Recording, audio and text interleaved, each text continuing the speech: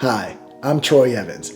Thanks for tuning into the channel. Hopefully you've been getting some great information on how to succeed in business. And if you have, do me a favor, go ahead right now and like this video and subscribe to the channel so that we can continue to bring you valuable business acumen for your endeavors.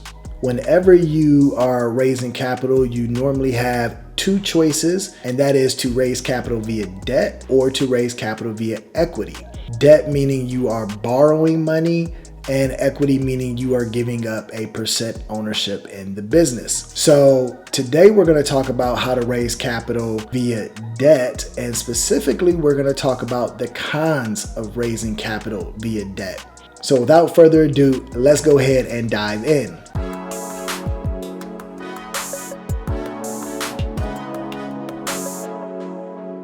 So I have raised millions of dollars for various business ventures throughout the years, and I am always confronted with the question, should I be trying to raise capital via debt or equity? And it's really situation dependent on which one I will decide to pursue, and sometimes I decide to pursue both at the same time. And before we dive into whether or not you should be raising capital via debt or equity and the pros and cons of both, I want to make sure that we understand that this video is for educational purposes only, and before you make any type of financial decision, you should always consult with a professional, be it a lawyer, a tax accountant, or a financial advisor, and that will make sure that you are doing your due diligence before you move ahead in the business process. And there are really four cons that come to mind when I think about raising capital via debt.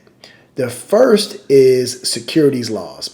Anytime you are pooling people's money together, that is called securities. And in the United States, we have securities laws that you have to follow. So if you are raising capital via debt and you are putting multiple people's money in the same pot for investment, you may be dealing with securities, and therefore you need to make sure that you are abiding by the rule of law. Those laws are complicated and they are both federal and state by state. So you really need to have a professional provide you some legal advice on whether or not you are adhering to the rule of law and whether or not this structure is the best way for you to raise capital. The second con to raising capital via debt is the short-term nature of debt. So although it doesn't have to be, debt is usually a vehicle for short-term investment, normally under, I would say, 36 months. So if you have a project that's going to take you 10 or 15 years to realize the profit, then debt is probably not the vehicle that you want to take on when raising capital. The third kind of raising capital via debt is that it is often used for smaller transactions. Now, smaller is relative, but the larger the transaction, the more likely that you're going to want to use equity. Debt is typically used for smaller projects that are not going to require as much cash as an equity project is. So keep that in mind when you're thinking about how you want to raise capital. Are you talking about raising hundreds of thousands of dollars, or are you talking about raising hundreds of millions of dollars? If it's the latter, it's more than likely an equity project. If it is the former, then you can potentially consider debt. And the fourth con for raising capital via debt is that there are no tax benefits that flow through to investors. So when you're trying to attract people to your project, you want to have as many benefits as possible for them to take advantage of. And one of those, when you're using equity, is tax benefits.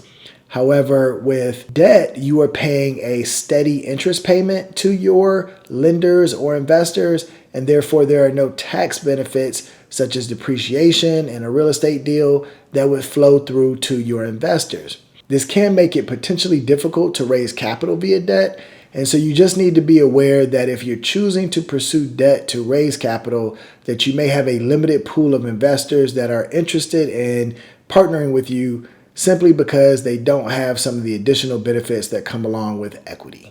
So there you have it, the four cons of raising capital via debt. Hopefully this was helpful to you. Raising money is hard no matter which method you choose, My only advice with that is to hang in there. You can only lose if you quit. So stay in there for the long run and you will raise the amount of capital that you need. Debt can be a great tool. You just need to know when to use it. And hopefully this is giving you a little bit more helpful information on what those situations and circumstances are. If it has been valuable to you, do me a favor, hit the like button, hit the subscribe button, and check out the next video, the 4 pros of raising capital via debt. Thanks.